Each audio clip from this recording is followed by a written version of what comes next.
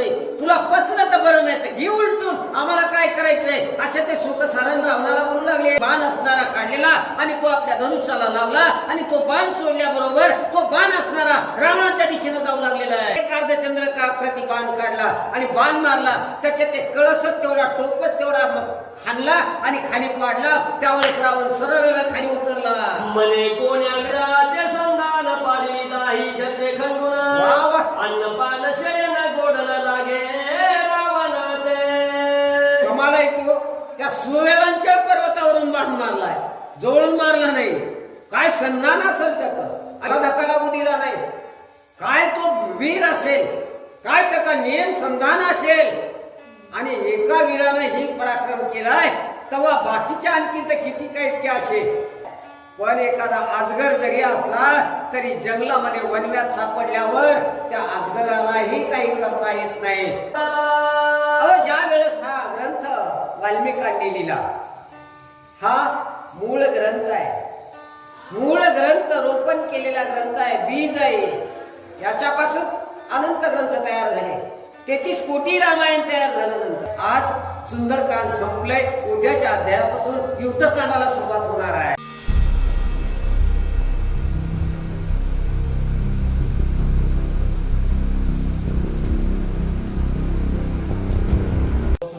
पुंडली गवरज हरी विठ्ठल श्री ज्ञानदेव तुकाराम पंढरीनाथ भगवान की जय. राजा रामचंद्र भगवान की जय. कपिवर्य महारुद्र महाराज की जय. श्री संत मोतीराम महाराज की जय. योगीराज निवृत्तीनाथ महाराज की जय. पार्वती पदे शिव हर हर महादेव. श्री गणेशाय नमः. श्री प्रभु रामचंद्राय नमः. नरास बोलावू नरगुनंदने, हृदय धरिला परम प्रीतीने. मने धन्य धन्य तुझे जिने, भरले त्रिभुवन कीर्तीने. मनोजीवं मारुततुल्य वेगं जितेंद्रियं बुद्धिमतां वरिष्ठं वातात्मात्मानं मुख्यं श्रीरामदूतं शरणं प्रपद्ये.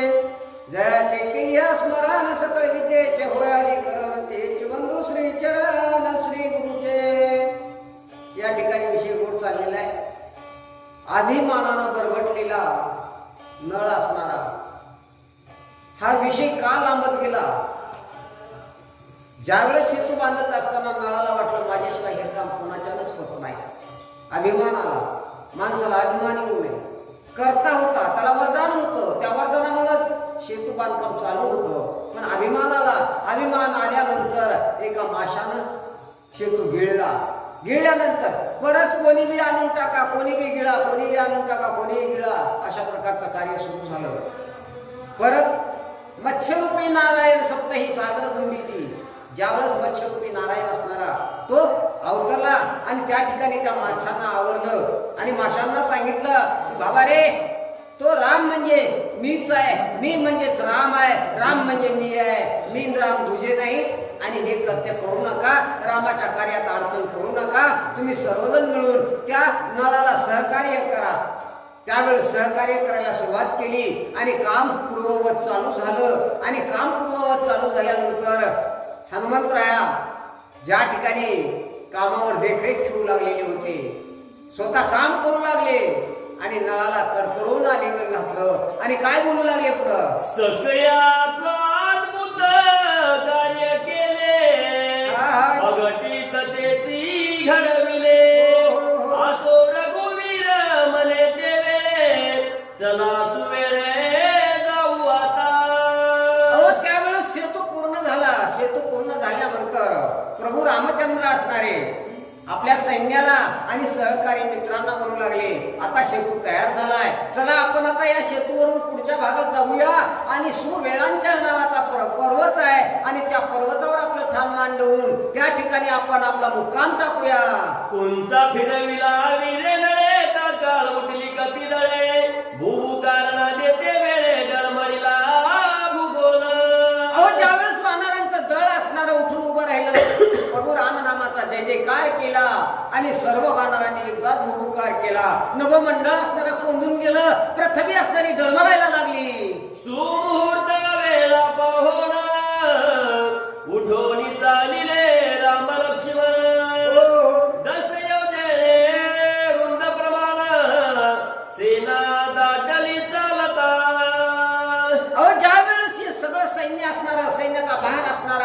अगदी उल्हासानं आणि सुवेळांचल पर्वत बघितला किती रमणीय आहे. त्या ठिकाणी जाण्यासाठी सगळेजण सज्ज झाले. 10 योजनाला लांबी रुंदी असणारा सैन्याचा विस्तार होता. एवढं मोठं सैन्य असणार आणि अगदी उल्हासानं ज्यावेळेस तयार झालेला आहे. कडेची कोसळती वानर सवेच उडी घेती चक्राकार वरी येवोन सत्वर सेतू पंते चालती. अहो आता वानरांची मरकट मस्ती. वानर माकडाच्या जातीतले आणि माकडासारखी वानर चेष्टा असणारी करू लागली. बारीक बारीक काही वानर होते, त्यांनी बट करून पाण्यात उडी मारायची, आणखीन वर यायचं आणि त्या शेतून चालायला लागायचं. कोणी इकडून चाललाय, कोणी तिकडून चाललाय, कोणी या काठाने चाललाय, असा बहार असणारा पलीकडच्या तीराला जाऊ लागलेला आहे. रघुवीर चरणा चाली जात धावती सुग्रीव हनुमंत मनती रघुतमा विपरीत होईल ऐसे वाटते.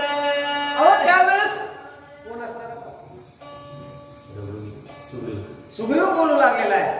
सुग्रीव म्हणते, प्रभू रामचंद्रा, अगदी उल्हासानं असणारा एवढा आपला आनंदानं दळवार पलीकडे चाललेला आहे आणि पलीकडे जात असताना मला वाटते काहीतरी अनुचित प्रकार घडेल या ठिकाणी, अशी मला शंका येऊ लागलेली आहे. तुमचे पद लागताय वेळा उदरीतील से तुझ्या शिळा होती लाल पशा श्यामळा पडतील गळा कपीच्या.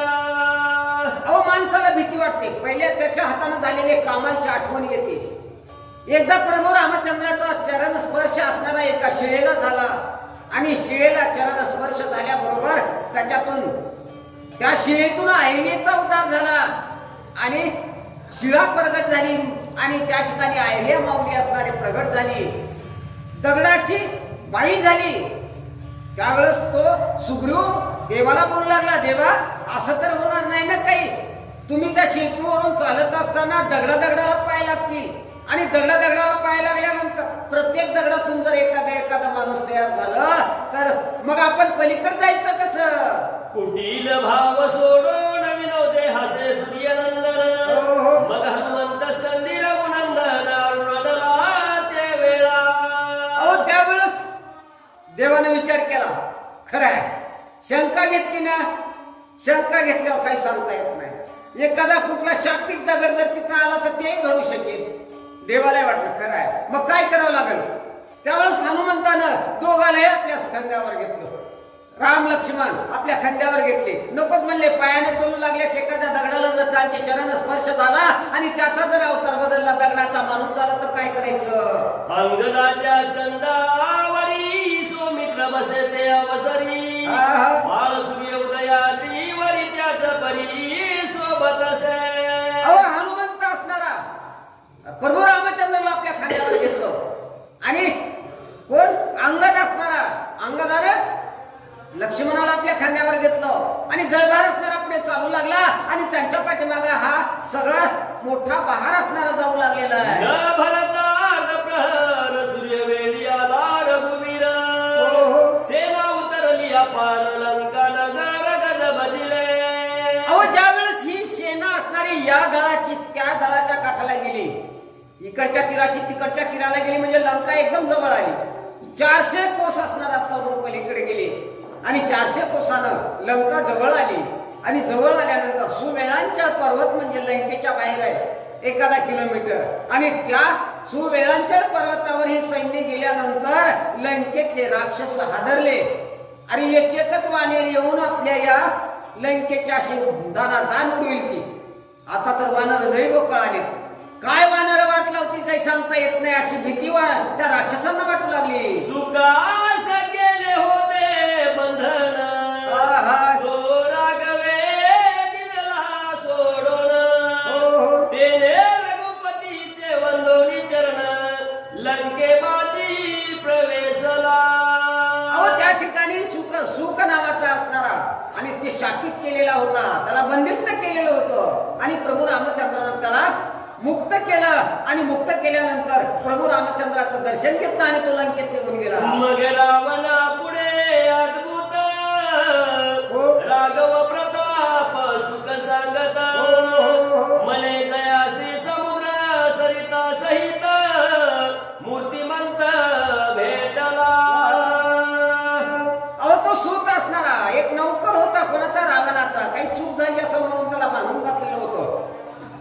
त्याला प्रभू रामचंद्रांना मुक्त केलं. मुक्त केल्यानंतर त्याने हे सगळा कार्यक्रम बघितलेला होता. काय काय बघितलं होतं?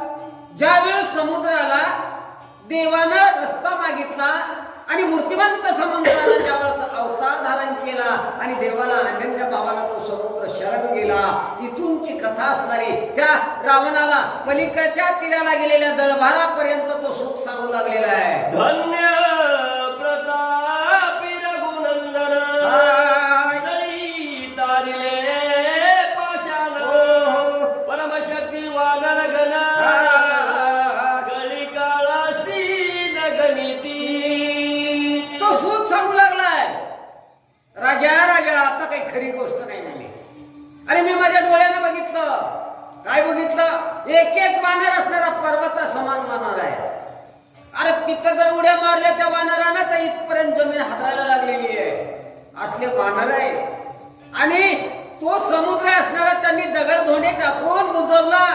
400 कोसाचा समुद्र बुजवून ती सर्व सेना असणारी दळभारासहित तो प्रभू रामचंद्र मूर्तिमंत अवतार देवाचा असणारा या ठिकाणी अवतरलेला आहे. तुम्ही निरोप जे सांगितले तितके मित्रपुत्र असे कदिले तवती धावोनी मजा द्या धरिले बांधोनी पाडिले आजीवरी.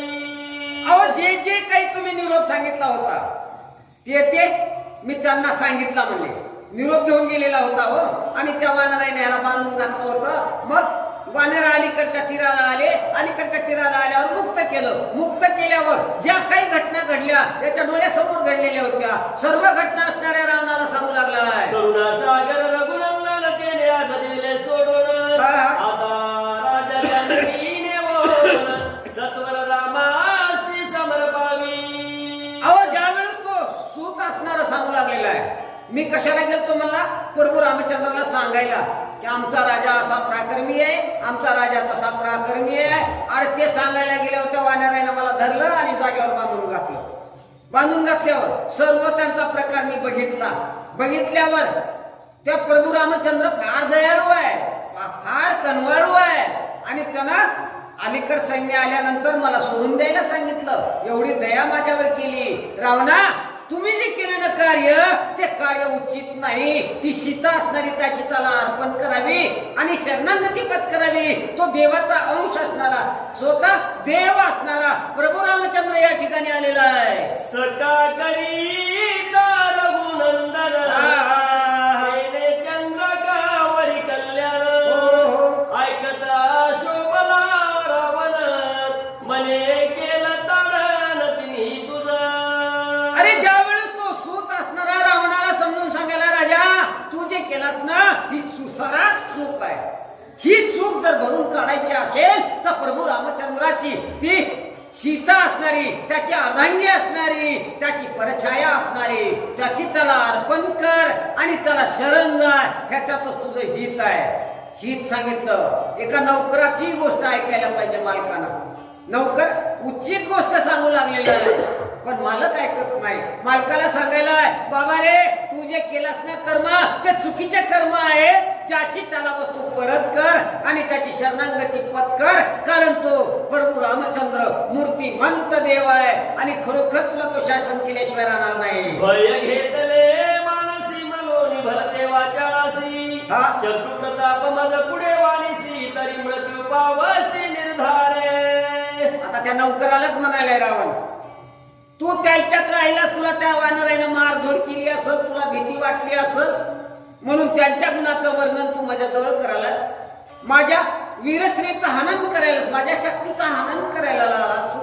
तुला चित्त जीवत मारून टाकीन, तुला चित्त दफन करून टाकीन अशा प्रकारचा त्या नौकराला रावण बोलू लागलाय. मग शुक आणि सारणा दोघा सांगे दशवदन मले सुवेळी जाऊन सैन्य गणोनी यावेगी. अहो ज्यावेळेस रावणाने ही कथा ऐकली त्या सुताच्या तोंडातून त्यावेळेस रावणाला काही खरं वाटलं नाही. हे बरगळाले काहीतरी त्याला भिडविली चांगलं आणि ते येऊन आपल्याला भेव सांगाले.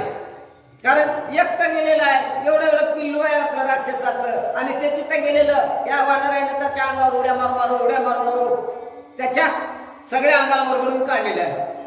ते बिचारा हादरलेला आहे.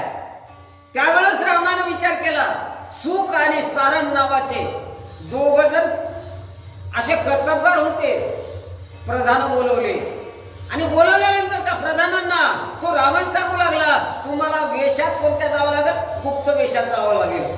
कारण त्यांना कोणताही वेश धारण करता येत होता. गुप्त वेशात जा आणि प्रभू रामचंद्राची या सुतानं सांगितलेली माहिती खरी की खोटी हे तुम्ही तपासून या. मुख्य मुख्य कोण वानर कोणास वे किती भार हो. ऐसे पाहोनी सत्वर परता रक्षुणी आपण. आता त्या सुख आणि सारणाला रावण सांगायला तुम्ही जा आणि जाऊन नुसतं बोलून येऊ नका. मग काय करा, एक दप्तर लिहून आणा. याच्यासोबत किती आहे, यो किती वानराचा संच आहे, तो किती वानराचा राजा आहे, त्याचं बळ काय आहे. आता प्रत्येकाला कसं विचारावं, तुझे वानरे किती आहेत, तुझं बळ काय आहे, तुझी सेना कुठली आहे, तू कोणत्या देशाचा राजा आहेस, एवढी माहिती मला डिटेल मध्ये आणून द्या, असा रावणच्या सुख सारणाला बोलू लागला. आज्ञा वंदोनी दोघा जणी कपिसेने ताने निश्चनी हो. वानर वेश धरोनी सैरावैरा हिंडती. आता ते सुख आणि सारण असणारे त्यांना वेश पालटता येत होता, पाहिजे त्या वेशात बदल करता येत होता शरीराचा. त्यांनी लगेच लंकेच्या बाहेर निघाले, रावणाची सरसामान्य केली, शिलोट मारला रावणाला, आज्ञा घेतली आणि तिथून लंकेच्या बाहेर आले. आणि बाहेर आल्यानंतर आपला वेश पालटला. जसं काही वानराचं सैन्य होतं त्या वानरासारखं एक छोटस रूप धारण केलं आणि त्या वानरांच्या कळपात घुसले. सेना धुंडोनी सकळ बघते ते असे अयोध्या पाळ. लक्षित ते सभा मंडळ उभे दूर राहोनिया. आता वानरांच्या कल्पामध्ये दोन राक्षस गेले. दोन राक्षस गेले, त्यांनी वेश कोणता घेतलाय? वानरांचा घेतलाय. मस्त हळूच एका कल्पात घुसलेत आणि दोघ जण ज्या ठिकाणी प्रभू रामचंद्र सुवेलांचल पर्वतावर बसलेले आहेत त्यांच्या भोवती असणारे मोठे मोठे वानर बसलेले आहेत. बारीक सारीक इकडे तिकडे उड्या मारायलेत, कोणी कोण्या झाडावर चढले, कोणी कोण्या झाडावर चढले. तो सुवेलांचल पर्वत असणारा सर्व झाकून गेलाय आणि त्या ठिकाणी सुख आणि सारण असणारे वानराच्या वेशात त्या तपासामध्ये तल्लीन झालेले आहे. तो विभीषणाची दृष्टी ते काळी अकस्मात दोघावरी पडली. धावून धरले ते वेळी राघवा जवळी आणले. अहो त्यावेळेस कळतंय कोणाला, कळते माणसं असत जावं. कारण प्रभू रामचंद्राकडे नाना तऱ्हेचे कळते माणसं होते, जांबुवंतासारखे, सुग्रीवासारखे. आणि तो रावणाचा भाऊ एक विभीषण आलेला होता. तो विभीषण फार चाणाक्ष होते. त्यांनी स्वतः जरी युद्ध केले नसले तरी बुद्धिवंत होते. त्या विभीषणाची नजर पडली या दोघांवर. नजर पडल्यानंतर विभीषणाने या दोघांना ओळखलं आणि ओळखल्यावर त्या दोघांच्या मुसक्या धरल्या, शेपटी धरल्या आणि वडीत प्रभू रामचंद्राच्या समोर आणले. मले हे रावणाचे हे रे ही सेना गणली वेश पालकोनी वानर कोण हिंडती सोयीच्या. देवा देवा, हे वानर नाही, हे सुख आणि सारण नावाचे त्या रावणाचे दूत आहेत आणि रावणाने हेरगिरी करण्यासाठी या ठिकाणी पाठवलेले आहे. आपल्या सैन्याची माहिती घेऊन हे लंकेमध्ये रावणाला नेऊन देणार आहे, यासाठी हे आलेले आहे. चुनामा खोनी वायस झाले जैसे राजहंस ही धरोनी ब्राह्मणाचा वेश मैद जैसे हिंडती. हे कोण आहेत म्हणले? कावळे. आणि कावळ्यानं आपल्या अंगाला चुन्ना लावलाय आणि राजहंसाचं रूप सजवून इथं आलेले आहे. किंवा एक कोण आहे? मैंद आहे आणि जानव फिनवा बांधलाय, हातात पंचांग घेतलाय, एक बट्टू बामणाचा वेश धारण करून जसा एखाद्या ऋषी मुनी आणि ब्राह्मणाच्या कल्पात यावं तसे सुख सारण असणारे वानराच्या वेशात या ठिकाणी आलेले आहे. खोटे नाटे करून खऱ्यात मिळविती कुजोना मग परीक्षक गाडी निवडवून दोघे जण तैसे धरिले. अहो या ठिकाणी खोटं नाटक करून आलेले लोक, पण इथं चाणाक्ष लोक होते. तांदळातले खडे जसे बाया निवडतात, गड्याला काही कळत नाही कोणता खडा आहे कोणता तांदूळ आहे. तांदळाच्याच रंगाचे खडे असतात, तांदळासारखेच खडे असतात, पण बायालाच माहित आहे ते की हे खडा तांदळासारखा दिसतोय पण तांदूळ नाही खडा आहे.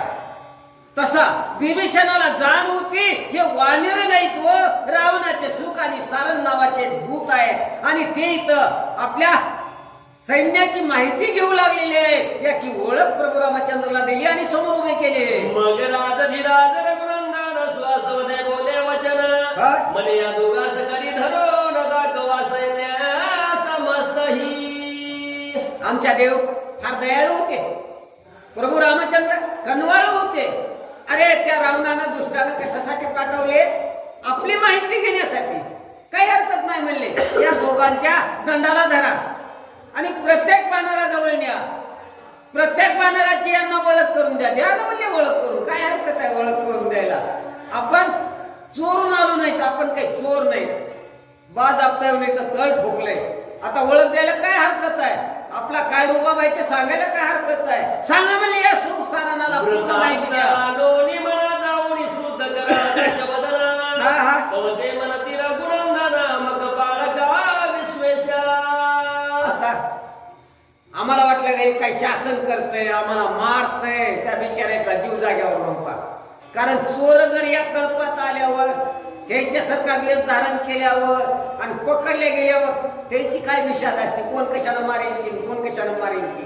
बिचाऱ्याचा थरकाप उडाला होता. पण प्रभू रामचंद्रानं ज्यावेळेस सांगितलं की बाबा रे यांना माफ करा, हे कशासाठी आले? आपला तपास करायला आले. मग यांना पूर्ण तपास आपणच द्या ना. द्या म्हणले. फिरवा सगळं सैन्य. प्रत्येक वानरांची ओळख करून यांची पाठवणी करा. असं जाऊ द्या. त्या रावणाला माहिती कळू द्या आपली. आम्ही महिमा ऐकिला गणी तो रामाजी देखिला नयनी असो श्रीरामाची आज्ञा घेऊन दोघे परतले लंकेशी. ते बिचारे त्या कल्पामध्ये फिरले. प्रत्येक वानराची ओळख करून घेतली. कोणत्या वानरासोबत किती सैन्य आहे आणि तो कोणत्या दलाचा राजा आहे, कोणत्या राष्ट्राचा राजा आहे आणि त्याची काय ताकद आहे प्रत्येकाची नोंद घेतली. आणि नोंद घेऊन प्रभू रामचंद्राच्या समोर आले आणि प्रभू रामचंद्राला हात जोडले आणि देवा खरंच फार दयाळू आहेस, कनवाळू आहेस, कृपाळू आहेस. साजतोच म्हणले खरंच प्रभू रामचंद्र म्हणण्यासाठी. साष्टांग दंडवत केला देवाला आणि निघतोच म्हणले आमचं काम पूर्ण झालं. आता आम्ही रावणालाही माहिती देतोय. आले देखो न दोघे हेरा सोड सखलाचे गोपुर यावरी चढला दशकंदर सेवका पार भोवते. आले आणि सुख सारण आणि ज्या वेळेस या रावणाला माहिती दिली. रावणाला माहिती दिल्यानंतर रावणाचा थरकाप झाला. सुख सारणानं जी माहिती दिली ती ऐकल्यावर अर्ध काळीत गळून पडलं आणि वर गोपुरावर गेला, माडीवर गेला आणि माडीवर जाऊन सैन्य सुवेळा चढावरच प्रभू रामचंद्राच्या सैन्याकडे नजर टाकली आणि ते सैन्य असणारा न्याळू लागला. हेरा प्रतिपुषे रावण सांगा येतो न कोणाचे कोणा मग ते दाविती दोघे जण संकेत वर्ण लक्षणीया. जी माहिती सुख आणि सारण आणि त्या कल्पातून आणली होती, त्या दलातून आणली होती. कोणता आहे वानर, किती प्रतापी आहे, त्याच्याकडे किती सैन्य आहे.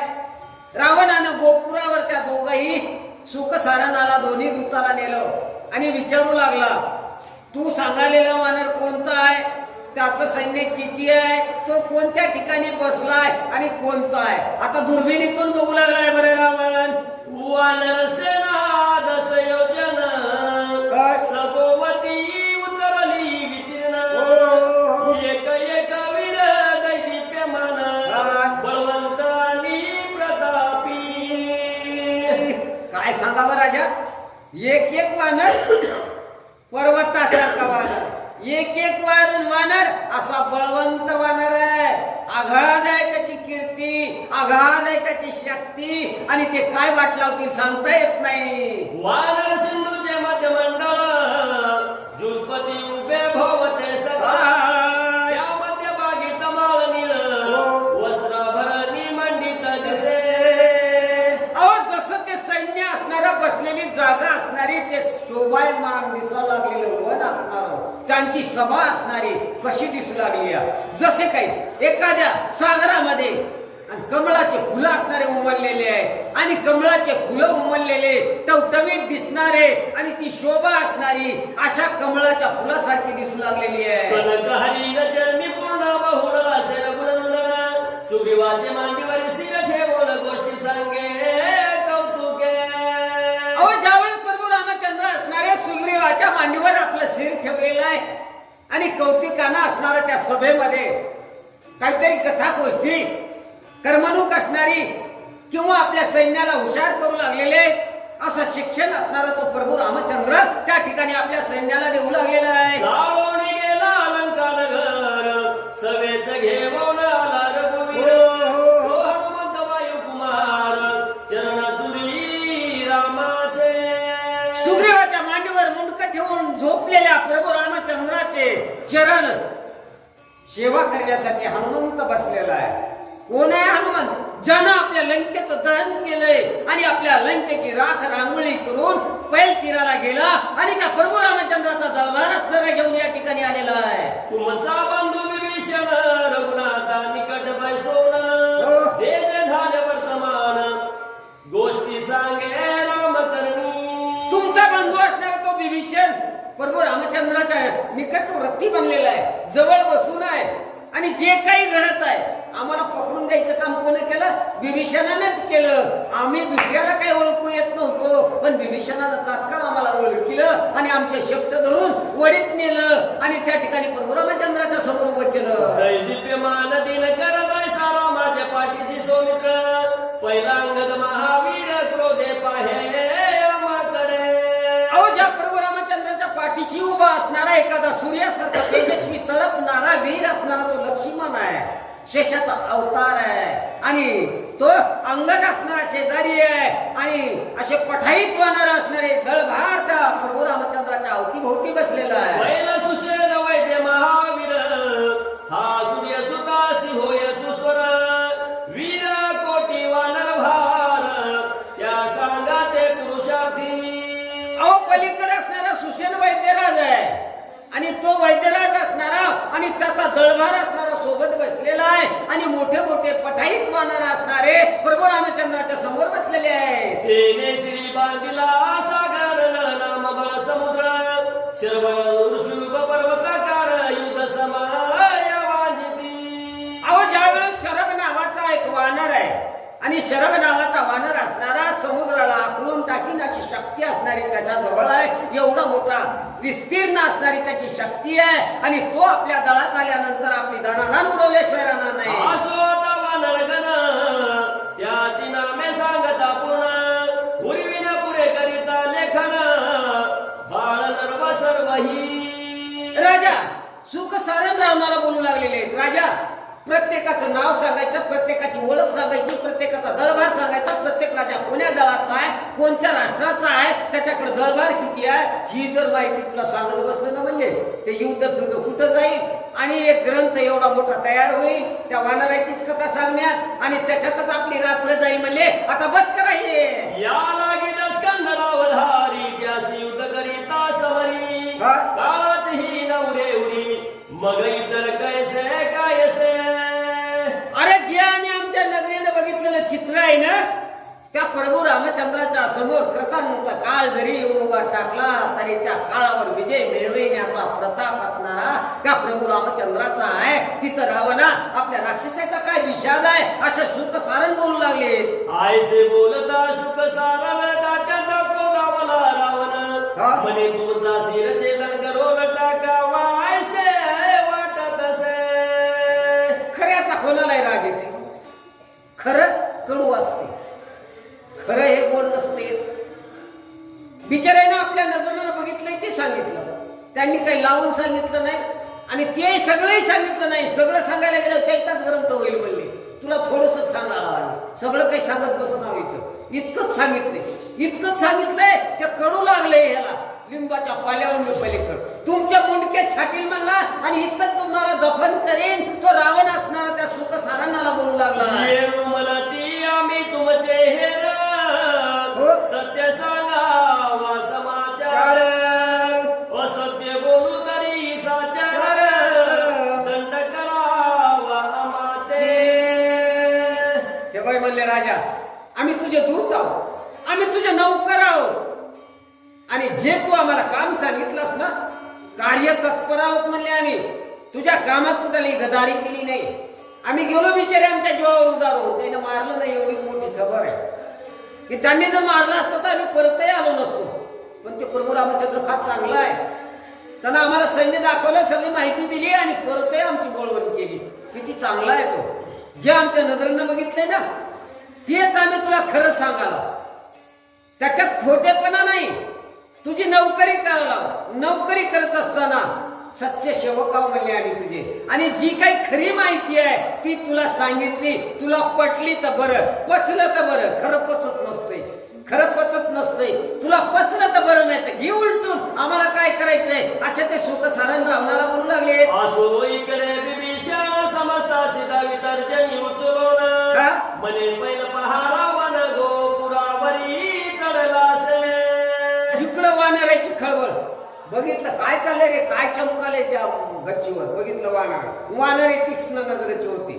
तेवढे तो का ते रावण चढले आणि गोपुरावर जाऊन आपलं सैन्य न्याहाळायला लागलेलं आहे. आपल्या सैन्याकडे बघायला लागलेलं आहे. ते इकडचे वानर त्या रावणाकडे बघू लागले. 10 शिलावरी 10 छत्रे 10 विल सती मित्रपत्रे हो. सेवक करी ढाळकीचा मरे एक पीक पात्र धरी येली. आता वानराला स्पष्ट दिसाले 10 शिरा आहे. 10 शिराचा वानर आहे. 10 शिरावर 10 शिराचे ते टोप आहेत आणि ते मुकुट असणारे धगधग धगकायला लागलेले आहे. चमचम चमकायला लागलेले आहेत. दोन बाजूला 2 दूत आहेत जे चामर ढावू लागलेले आहेत. त्या रावणाची सेवा करू लागलेले आहेत आणि श्लोक सारण असणारे बोटानं दाखवू लागले की कोणते वानर कुठं बसलेले आहे.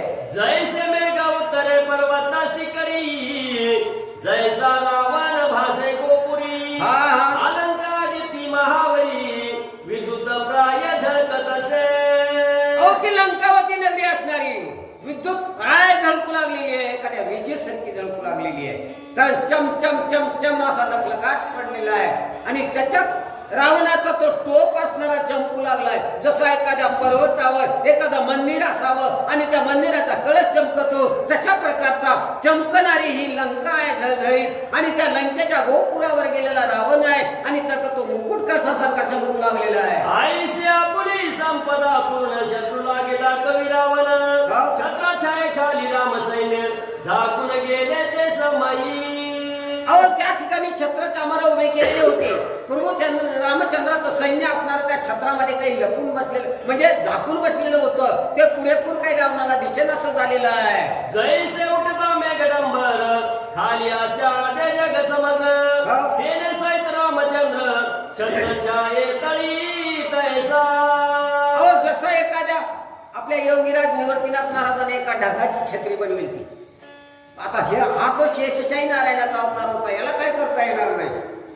आपल्या सैन्यावर सगळ्या ढगाचं छत्र तयार केलेलं होतं. ढगाची सावली तयार केलेली होती आणि या छताखाली सगळं सैन्य असणारं बसलेलं होतं. सुवेळांचल पर्वत असणारा सुसज्ज दिसू लागलेला आहे आणि देखणीय दिसू लागलेला आहे. आणि नजर टाकून रावण बघू लागला एवढ्यासाठी कसा छत तयार केला असेल. आणि तो छत असणारा या प्रभू रामचंद्रानं सगळं आपलं वानर सैन्य छताखाली बसवलेलं आहे. आयसा देखोनी लंकापती कपिवीर शोभले चिती सौमित्रेचा पघेतले हाती निमिषार्ध न लागता.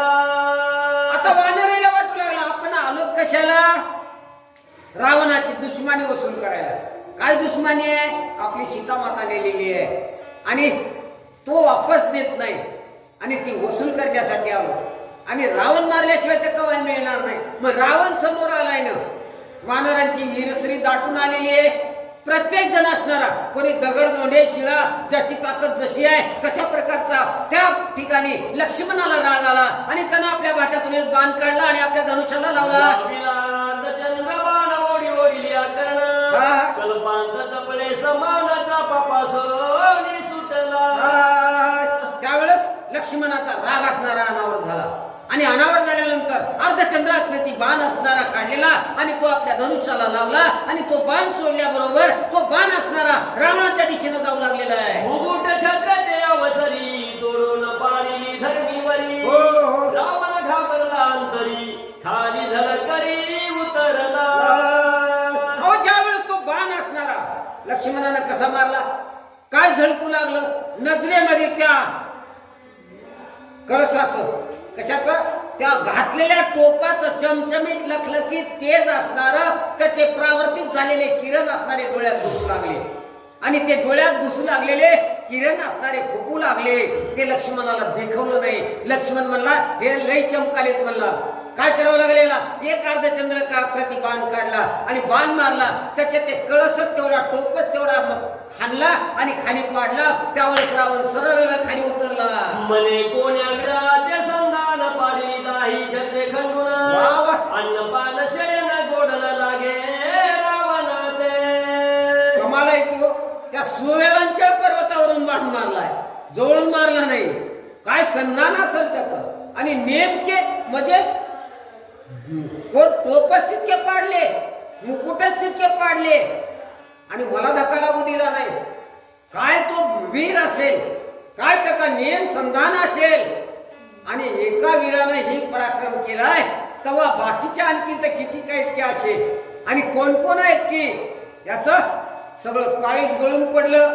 रावण थंगार झाला आणि खाली उतरला. निश्चित होऊन विचार करू लागला, आता काय करू. कपाळ सुळे आरंभले व्याघ्र हिवन व्याता हाळ्यात गर, दैसा दुखे व्याप्त दशकंदर चिंता क्रांत सर्वदा.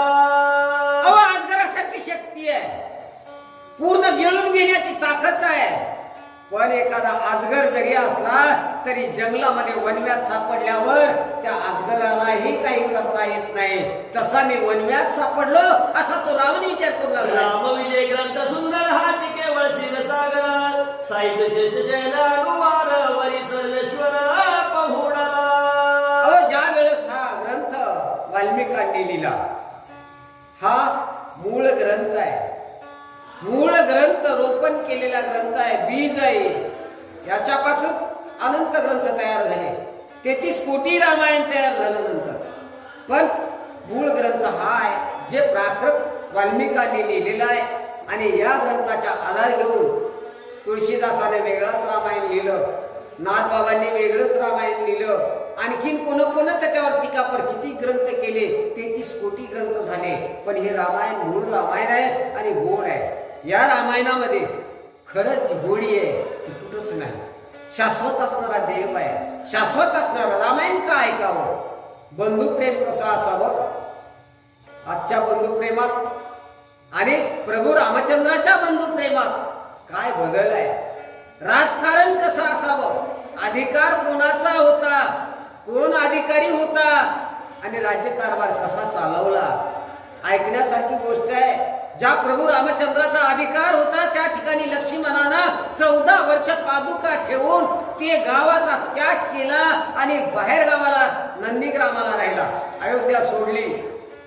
अयोध्येला फक्त प्रभू रामचंद्राच्या पादुका ठेवल्या, तिथं पूजा अर्चा करायचा, कारभार बघायचा सगळा. पण कोण बघू लागलेला आहे, प्रभू रामचंद्रच कारभार बघू लागले. या भावानं अभिलाषा केली नाही. माझ्यासारखं तर म्हणलं आता भाऊ गेले, आता चलू दे आपलाच कारभार आहे. पण तसा नव्हता. रामायणातून शिकण्यासारख्या गोष्टी आहेत. बंधुप्रेम कसं असतंय, दासत्व भक्ती आमच्या हनुमंतानं केली. दास्य कसा असावा आणि सैन्य कसं असावं. थांबा मी जाऊन येतो बाहेर म्हणणारा सैन्य होतं का. हनुमंताला काय पगार मोजली होती का. हनुमंतालाच नाही तर जेवढं वानर सैन्य 18 पद्म वानर दळभार होता आणि हे 18 पद्म दळभार असणारा प्रभू रामचंद्राच्या सेवेला आलेला होता. यांना काय पगारी होत्या का. बिचारी रात्रंदिवस कष्टले. कशासाठी, प्रभू रामचंद्रासाठी, धर्मासाठी कष्टले. धर्म पाळला. आज आपला धर्म बुडत चाललाय. लोकांची चळवळ आहे. हिंदुत्व निर्माण व्हावं, पुनर्निर्माण व्हावं. हिंदूच राष्ट्र आहे पण हिंदू राष्ट्राला लोक दुसऱ्या राष्ट्राला दुसऱ्या नावानं संबोधू लागलेले आहेत. हिंदूनं जागृत व्हा, हीच वेळ आहे. याच वेळी झालं तर हिंदू राष्ट्र होईल, नाहीतर आपल्याला लोकांच्या पायाखाली तुडू तुडू मरायची वेळ. काय झालं बांगलादेशात. आज चालू आहे बांगलादेश. जम्मू काश्मीर मुक्त झालाय, आता बांगलादेशात पेटलंय. बांगलादेशातून हळूहळू आपल्या भारतात यायला हरकत नाही, येणार आहे. ती वाट बघण्यापेक्षा हिंदू संघटित व्हा, चळवळ करा आणि हिंदू धर्माचा प्रचार करा. आजकाल सगळ्यांनी भर त्याच्यावर द्या, असं गोड रामायण असणार या ठिकाणी महाराजांनी लावले. महाराजांचे उपकार आहेत. आमचं पाण्यामुळं, पावसामुळं, रस्ता चांगला नसल्यामुळं येणं झालं नाही, माफी मागतो. कारण महाराजांनी पाठीमागे म्हणले होते या या, पण आता रस्ता वाढलाय. जर रस्ता असाच राहिला महाराज वाढलेला तुमच्या आशीर्वादानं, तर रोज येऊन हजेरी देत जाऊ. आम्हाला काही येण्यात ह्याच्यात अभिमान नाही, पण मला खरी अडचण आहे माझ्या संसाराची आणि खरी अडचण आहे रस्त्याची, त्याच्यामुळे मी येऊ शकलो नाही, माफ करा. इथून पुढं रस्ता जर वाढलेला राहिला तर दररोज हजेरी लावीन याची भाग देतो. ते सप्रमका लक्ष्मी सदा विलसे पादपत्नी हो. तरी सर्वाविक श्रोते तुम्ही पार्षद गणा हरीचे. हो, या ठिकाणी आपण जे आहोत ते हरीचे दास आहोत सगळे. पहिल्या काळात प्रभू रामचंद्राचे वानर जे होते, वानरांचा दळभार होता. अहो तोच अवतार आहे आपला. आपण वानर रूपानं इथं आलेले आहोत. आपला अवतार देवही आताही आहे, देव आताही आहे. हनुमंत कथा ऐकायला उभा आहे. हनुमंत गेलाय नाही, आलाय नाही, पण आपले अवतार बदलत असतात. तसे आपले अवतार बदलले, पण आपण प्रभू रामचंद्राच्या कार्यात होतो म्हणून माणसाच्या कुठेतरी जीवनाला आलो. वाट्याला आपल्या कुठेतरी संचित चांगलं होतं म्हणून माणसाच्या जन्माला आलो, नाहीतर येत नव्हतो. खरंच आपलं संचित चांगलं आहे. त्या प्रभू रामचंद्राची संगत आपण सोडली नाही म्हणून इथपर्यंत आपण सुख समाधानानं जगू लागलेली आहोत. आणि त्याची संगत सोडू नका. त्याची संगत ज्या दिवशी सोडताना त्या दिवशी अधोगतीला जाताल. ज्यानं त्याची संगत केली त्यानं आपल्या जीवनाचं कल्याण केलं. ज्यानं त्याच्यापासून दुरावा केला त्या अधोगतीला गेला. आल्यानं जन्माला येऊन तरी काय फायदा आहे? जन्माला येऊन आले तसे गेले, वासनीच्या इलाला उतू मेले, काही फायदा नाही. म्हणून परमार्थ करावा. आपला मिळालेला वेळ इतरत्र वाया घालण्यापेक्षा परमार्थात वाया घालावं. राम राम म्हणावं. हेच नाम सत्य आहे, रामच खरं आहे. ज्या महादेवानं आपल्या कंठात धरलं आणि जीवनाची हळहळ थांबवली, तशी आपल्या संसाराची जर हळहळ थांबवायची असेल तर उठता राम, बसता राम, जाता राम, येता राम, खाता राम, रामच म्हणा. रामाशिवाय आपलं मुख रिकामं राहू नये. ज्याच्या मुखी राम नाही ते मुख काही कामाचं नाही. म्हणजे राम नाही तिथं आपलं काही काम नाही. जिथं राम आहे तिथंच काम आहे. जिथं कर्म आणि धर्म असणारा समान आहे. कर्म धर्म समानिता. आपण कर्म करत असताना धर्म सांभाळणं आपलं अगत्याचं काम आहे. म्हणून धर्माला जपा. प्रत्येकानं आपले कर्म करत असताना आपला धर्म जाणून कर्म करा. सुंदर कांड संपले थोड, हो. पुढे युद्ध कांड सुरसपूर्ण. ते रस भरित भक्त जन करोत श्रवण सर्वदा. आजपर्यंत जे आपण ऐकलं ते सुंदर कांड होतं. बालकांड संपल्यानंतर अरण्य कांड लागलं. अरण्य कांड संपल्यानंतर हे सुंदर कांड लागलं. आणि आता हे सुंदर कांडाची या अध्यायावर समाप्ती झालेली आहे. आणि खरं तर गावोगावी लोक जिथं ग्रंथ लावतात तिथं कांडाची समाप्ती करतात, पण आपल्याकडे ते नियोजन नाही. लावले चलाले एवढंच मोठी गोष्ट आहे. आज सुंदर कांड संपलंय. उद्याच्या अध्यायापासून युद्ध कांडाला सुरुवात होणार आहे. जो युद्धापती रघुनंदन तेची टाकोण धनुष्यबाण. दोन्ही करा जगली ठेवून भीमा तटी उभासे. अहो जो विठ्ठल आहे, हा विठ्ठल कोण आहे? तोच आहे. त्यानंच धनुष्यबाण टाकून दिले, अवतार संभविला आणि 8वा अवतार असणारा श्रीकृष्णाचा धारण केला. हा 7वा अवतार आहे. 8वा अवतार श्रीकृष्णाचा आणि त्याच्या पुढचा अवतार म्हणजे भीमा तटी. भीमा काय? पंढरपूर निवासी असणारा तो विठ्ठल असणारा या रामाचाच अवतार आहे. श्रीधर वरदा ब्रह्मानंदा पांडुरंग पुंडलिक वरदा भक्त हृदया वीरमिंदा अभान अभेदा जगद्गुरु. अशा प्रकारच्या अभेद भेद असणाऱ्या देवाकडे भेद आहे का? देवाकडे भेद नाही. हे रामायण आहे. हे रामायण वाल्मिकी रामायण आहे. वाल्मिकांनी राम येण्याच्या अगोदर हे रामायण लिहिलं आणि रामानं जसं वाल्मिकानं लिहिलंय त्याचप्रमाणे कारभार केला, त्याचप्रमाणे चालले. एकही गोष्ट रामायणाच्या बाहेर जाऊन प्रभू रामचंद्राने केली नाही. रामायणात जे सांगितलं तेच प्रभू रामचंद्राने केलं. हे रामायण राम येण्याच्या अगोदर वाल्मिकांनी लिहिलं. स्वस्ती श्रीराम विजय ग्रंथ सुंदर समंत वाल्मिकी कटाधार सदा परिशोध भक्त चतुर दर्शन माध्याय गोडहा पुंडली विठ्ठल श्री ज्ञानदेव तुकाराम पंढरीनाथ भगवान की जय. राजा रामचंद्र भगवान की जय.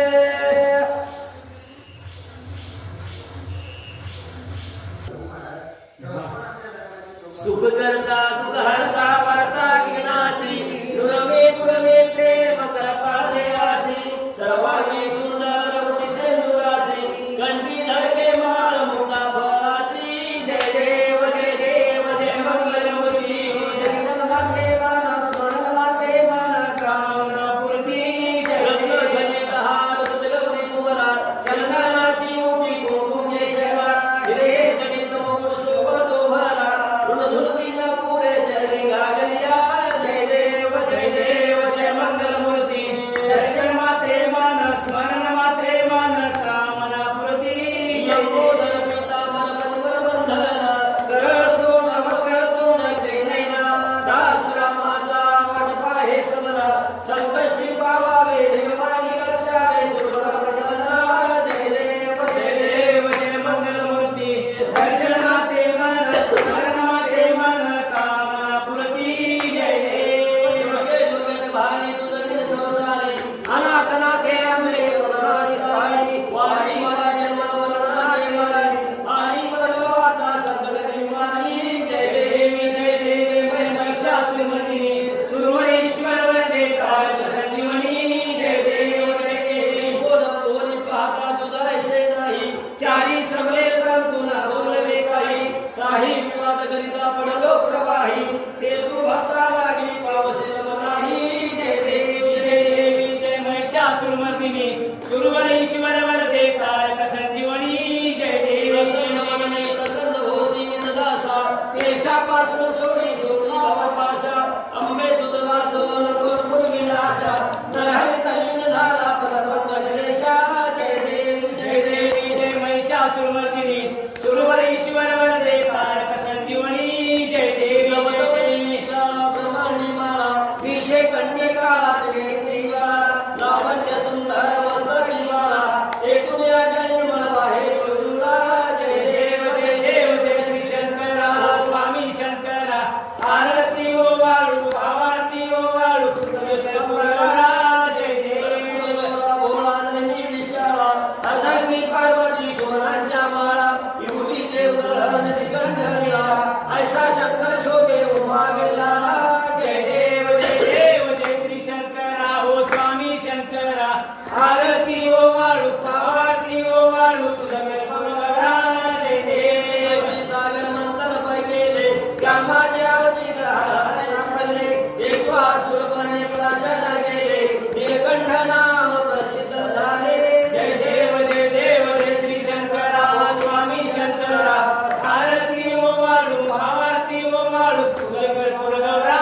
जय देव सुंदर बदनारी पंचानन मनमोहन पूजन सुखकारी षटकोटीचे बीज वाचे उच्चारी प्रभुकुळ किल रामदासांतरी जय देव जय श्री शंकरा हो स्वामी शंकरा आरती ओ वाळू आवारती ओ वाळू तुझे गौरा. जय देव सत्राने उड्डाणे ओंकारवती केवळ भुवन शिवजगणी राडे ब्रह्मांड आहे भुवनी सुमरणी शाचरता राजापणी. जय देव हो पाणी अमृता तुमचेनी प्रसादे नबी प्रतांता. जय देव उठला प्रतिशब्द धरधरला धनी वाणीला घेर राडे कवल उठल उच्चेर रामी रामदासा शक्तीचा शोध जय देव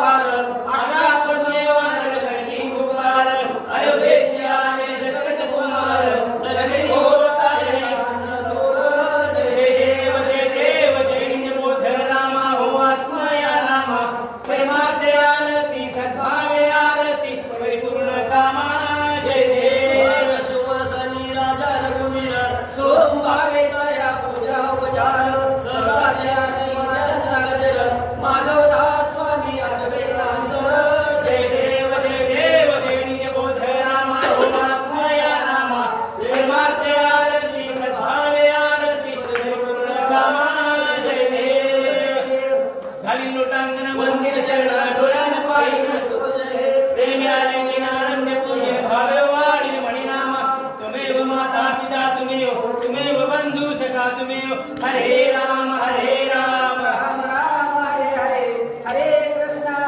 कृष्णा कृष्णा हरे हरे हरे राम राम राम हरे हरे हरे कृष्णा कृष्णा कृष्णा हरे हरे हरिकावर हरि विठ्ठल श्री ज्ञानदेव पंढरीनाथ महाराज महारुद्र महाराज की राजाधिराज रामचंद्र महाराज गोपाल कृष्ण भगवान की पार्वती पते शिव हर हर महादेव अवधूत चिंतन श्री गुरुदेव दत्तात्रेय महाराज की श्री संत मोतीराम महाराज योगीराज निवृत्तीनाथ महाराज की छत्रपती शिवाजी महाराज